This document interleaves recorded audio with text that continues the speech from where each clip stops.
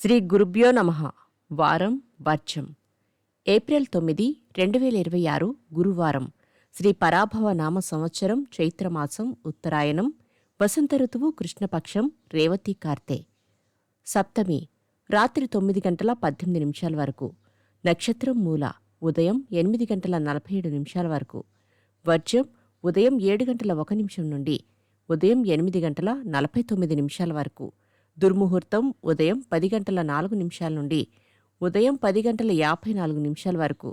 మరలా మధ్యాహ్నం 3:03 నుండి మధ్యాహ్నం 3:53 వరకు. శుభ సమయం ఉదయం 9:30 నుండి 10 గంటల వరకు. రాహుకాలం మధ్యాహ్నం 1:30 నుండి 3 గంటల వరకు. ద్వాదశ రాశులవారు ఈరోజు చేసుకోవాల్సిన పూజలు. దక్షిణామూర్తి అష్టోత్తరం చదవండి. ద్వాదశ రాశులు. మేషరాశి. ముఖ్యమైన వ్యవహారాలు సాఫీగా పూర్తి చేస్తారు. సేవా కార్యక్రమాలలో పాల్గొంటారు. కోర్టు వ్యవహారాలు సానుకూలపడతాయి. వృషభరాశి. అందరిలోనూ ప్రత్యేకమైన గుర్తింపు లభిస్తుంది. భూములు స్థలాలు కొనుగోలు చేస్తారు. ఉద్యోగస్తులకు అనుకూలం. మిథున రాశి. జీవిత భాగస్వామితో సఖ్యత చాలా విషయాలను ప్రభావితం చేస్తుంది.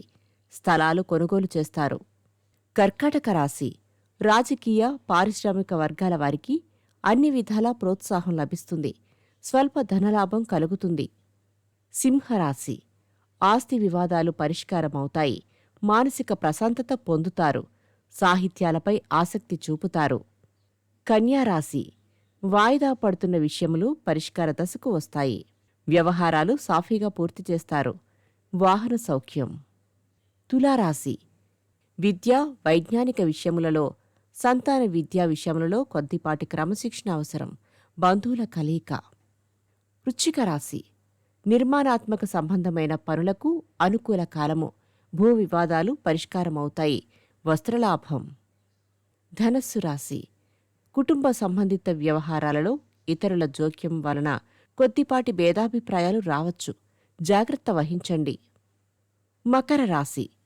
జాయింట్ వ్యవహారములు కాంట్రాక్టులు మొదలైన వాటి సంబంధిత వ్యవహారములను వాయిదా వేయవద్దు. కుంభరాశి. మానసిక ప్రశాంతత మనోధైర్యం ఏర్పడుతుంది. వ్యాపారాభివృద్ధి మధ్యస్థంగా ఉంటుంది.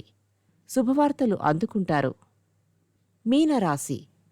ఉపయుక్తం లేని కబుర్లు సంభాషణలు కాలహరణానికి కారణమవుతాయి. ప్రయాణాలు లాభిస్తాయి. నమస్కారం.